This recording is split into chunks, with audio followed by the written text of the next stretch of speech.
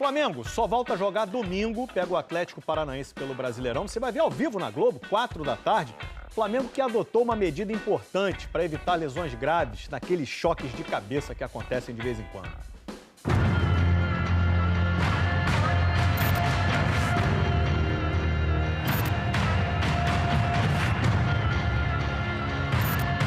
Lances como esses são comuns no futebol. Os dois jogadores no chão, me parece o Aguilar, o zagueiro do Santos, que está desacordado, inclusive.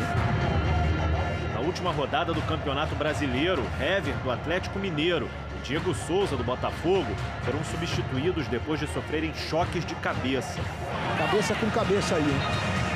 Há 3 semanas, Rodrigo Caio passou por um susto. E caiu mal o Rodrigo Caio. Muita preocupação dos jogadores. O choque é muito violento, a imagem é muito feia. Ele já cai mal.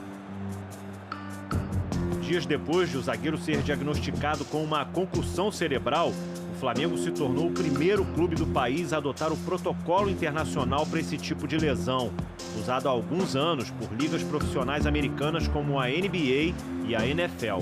Alguns jogadores na minha época lá tiveram que ficar fora dos jogos, às vezes até semanas fora por causa de uma concussão. Por meio de exames e questionários que medem velocidade de reação, de memória, equilíbrio e outras funções cognitivas, o Flamengo está montando um banco de dados para conhecer o funcionamento do cérebro de seus atletas. Sempre que acontecer um episódio como o de Rodrigo Caio, os atletas passarão pelos mesmos testes. Os resultados serão comparados com os do banco de dados e, assim, será possível saber o déficit causado pela lesão e estabelecer critérios para o atleta voltar às atividades.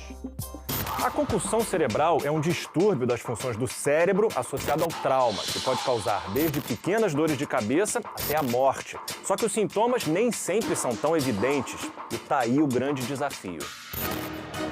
Estima-se que 10% dos choques de cabeça no esporte causem uma concussão cerebral. O problema é que nem sempre a lesão é identificada de imediato. O grande problema da concussão cerebral é que os sintomas são muito sutis. Mas durante esse período de vulnerabilidade do cérebro, existe um risco muito grande, inclusive de morte, caso o atleta sofra uma nova pancada.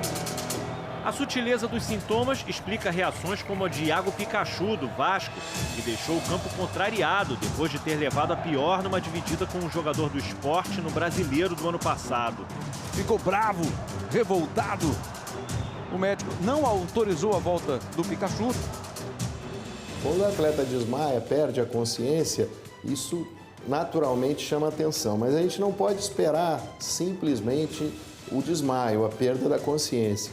Então, uma vez identificado o trauma, a gente deve prestar atenção em sinais e sintomas como náuseas, possibilidade de vômitos, tonturas, perda de equilíbrio, dor de cabeça. Eu acho que isso vem para mudar um conceito que é não só do diagnóstico da concussão, mas principalmente do que se faz para tratar isso, para prevenir as possíveis sequelas e cria também parâmetros reais onde a gente pode ali quantificar o quanto da concussão e em quanto tempo, quanto ele recuperou para dar uma segurança para a gente, para o atleta no retorno dele ao esporte.